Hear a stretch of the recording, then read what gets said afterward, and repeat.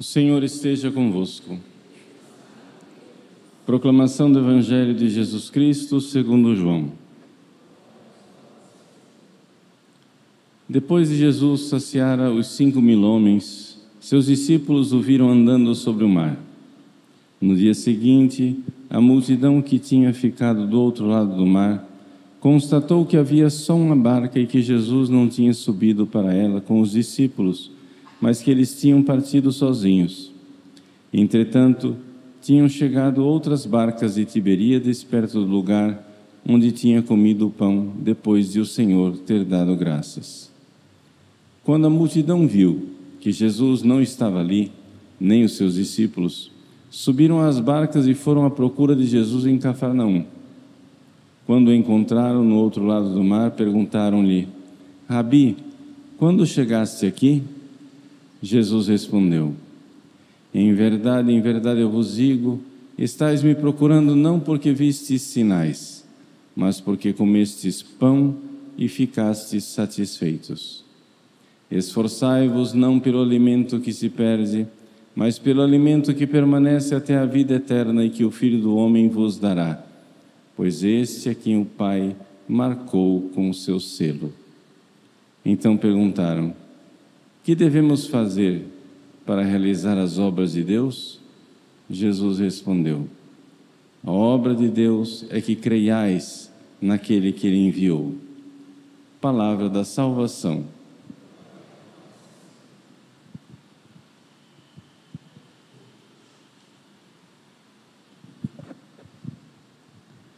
Meus queridos irmãos e irmãs, com o Evangelho de hoje iniciamos a leitura do famoso discurso do pão da vida. Já desde sexta-feira, estamos lendo o capítulo 6 do Evangelho de São João. Como foi resumido aqui no início, Jesus primeiro multiplica os pães, depois caminha sobre as águas, e agora que ele está do outro lado do lago, os judeus o procuram e ele então começa a falar. Mas é interessante nós notarmos que Jesus, quando fala do pão da vida, não está falando em primeiro lugar da Eucaristia. Não. Ele está falando do pão da vida que Ele é. E existem duas formas de nós recebermos esta refeição espiritual que é Cristo. A primeira forma é aquela que Jesus vai começar a tratar agora.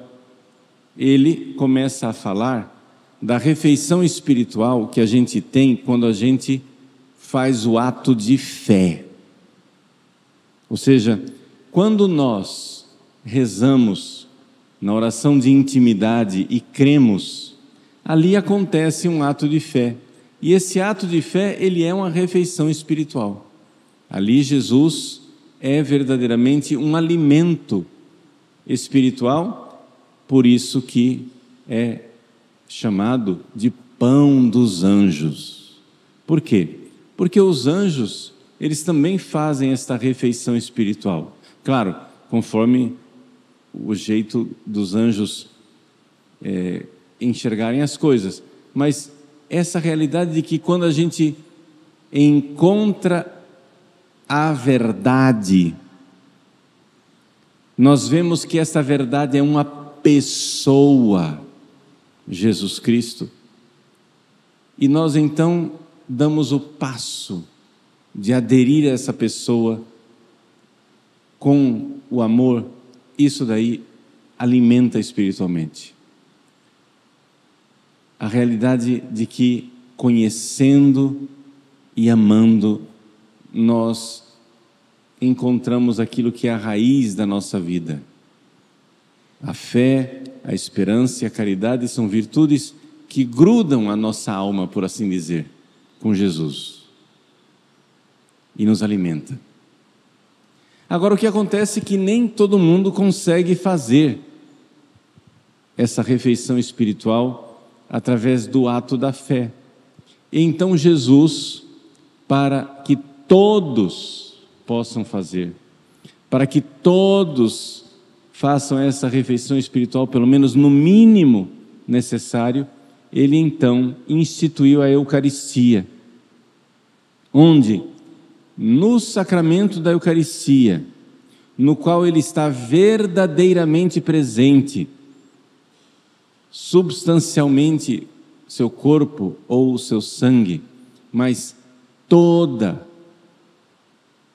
a divina pessoa de nosso Senhor, seu corpo, seu sangue, sua alma, sua divindade, tudo está ali presente.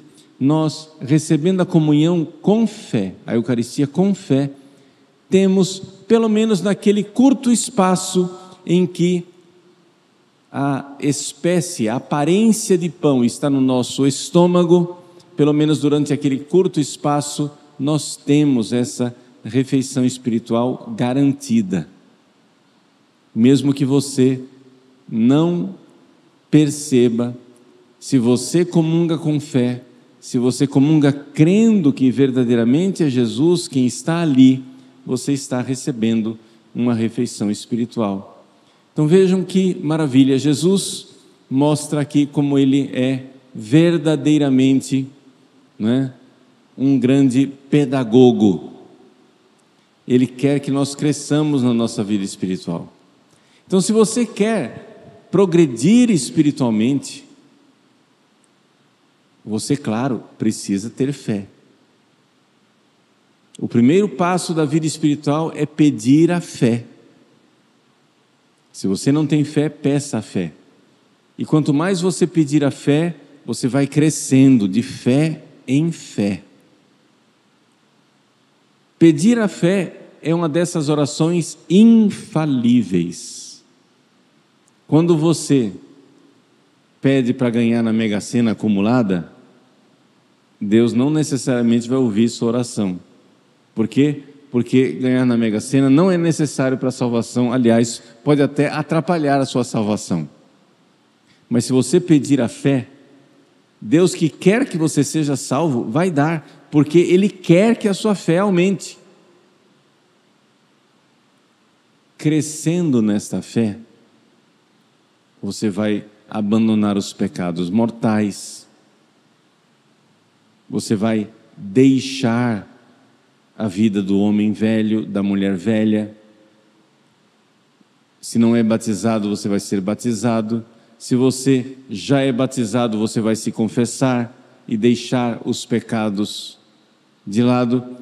E então você pode, em estado de graça, começar a comungar. Comungar com muita fé.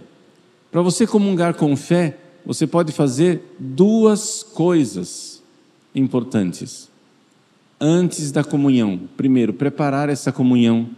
Ajuda muito fazer a adoração ao Santíssimo, em que você vem ao sacrário para dizer a Jesus que você está com fome dele, que você quer se alimentar espiritualmente, que você quer encontrá-lo, que você quer estar junto dele.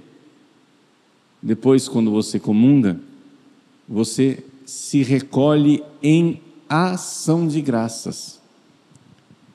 Infelizmente, em muitos lugares as pessoas comungam e saem correndo, né? Ide em paz e o Senhor vos alcance. E muitas igrejas por aí, muitas vezes, não se encontra um ambiente bom para que depois da comunhão a pessoa possa ficar em ação de graças.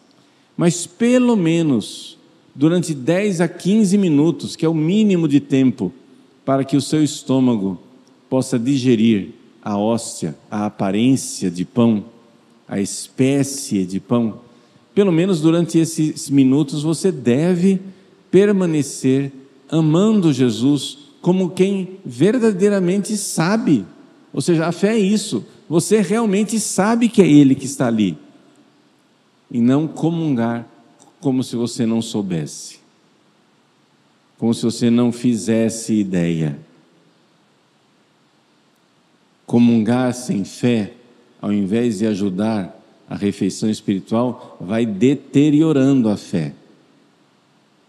O contato com Jesus sem fé endurece o coração.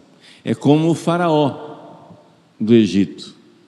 A palavra de Deus dirigida a Moisés fez Moisés mudar de vida. A palavra de Deus dirigida ao faraó endureceu o coração dele. Jesus é a palavra de Deus. O contato com Jesus sem fé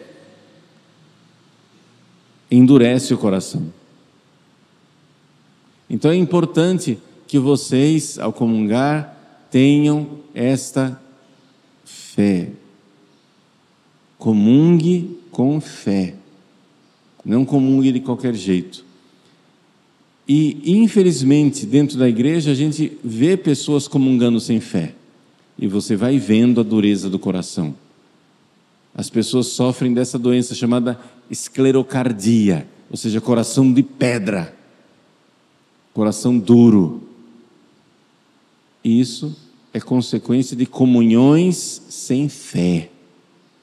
Mas, padre, como que eu sei que eu tenho fé? Eu preciso sentir alguma coisa quando eu comungo? Não, não é questão de sentir, é questão de saber. Primeiro, comece a se comportar como uma pessoa que crê. Se você sabe que é Jesus, você não volta para o banco de qualquer jeito. Você não comunga, volta para o banco e vai olhar para o celular. Você não comunga, volta para o banco e vai pensar nas coisas que você vai fazer no dia. Você comunga e crê. Jesus, eu creio, adoro, espero, amo-vos, peço-vos perdão por aqueles que não creem, não adoram, não esperam e não vos amam. Foi isso que o anjo ensinou às criancinhas em Fátima. E é isso que Deus quer ensinar a nós. Vejam que a pedagogia de Nossa Senhora em Fátima é exatamente essa mesma pedagogia de Jesus. Comungar com fé. Então, vejam os passos que eu estou colocando. Primeiro, pedir a fé. Quando a sua fé vai aumentando, você larga as obras do pecado. Você vai, pede o batismo ou se confessa. Uma vez em estado de graça, não é? Que é esse segundo passo, batizar ou confessar. Uma vez em estado de graça, o terceiro passo, você aprende a comungar melhor. Adorações para preparar a comunhão, ação de graças depois de ter comungado. E então, aí você vai começar a crescer na fé, de tal maneira que você, quarto passo, vai ser capaz de ter oração íntima.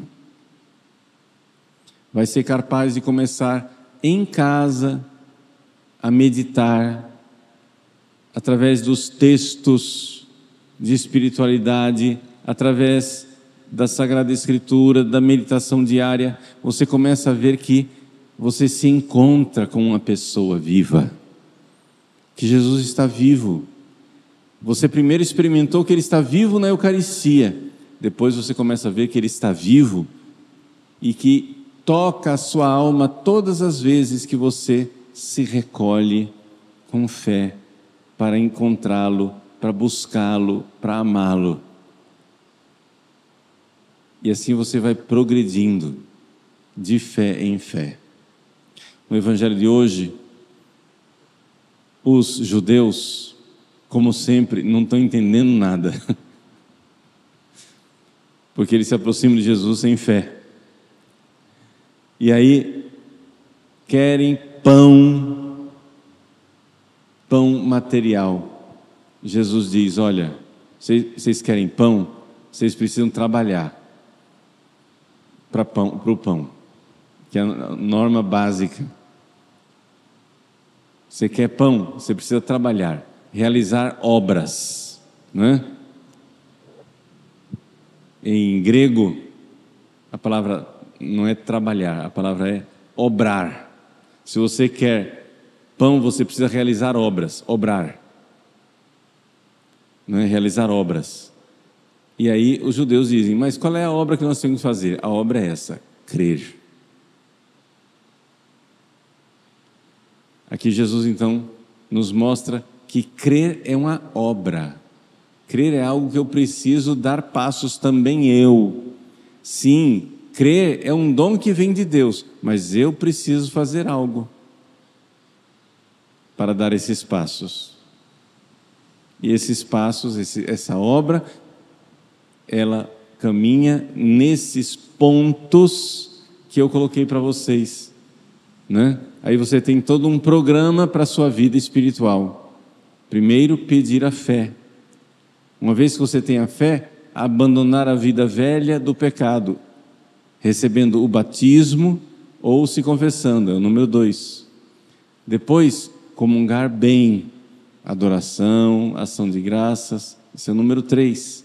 E depois você começa então a caminhar cada vez mais, tendo a vida de oração pessoal, onde você faz a refeição espiritual no ato de fé.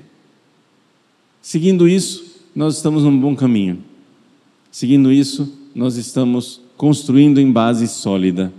Agora, não queiram queimar etapas. Tem gente que quer comungar antes de estar em estado de graça e abandonar os pecados. Não funciona. Vai ser pior. Você vai endurecer seu coração. Quem comunga sem fé endurece o coração.